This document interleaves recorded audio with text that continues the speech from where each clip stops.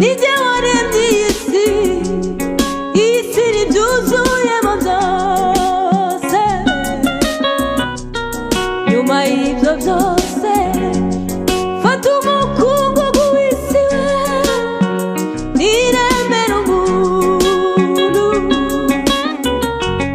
Namuremye mukuze murutisha ibindi biremwa, muhora kugira ishusho yanjye.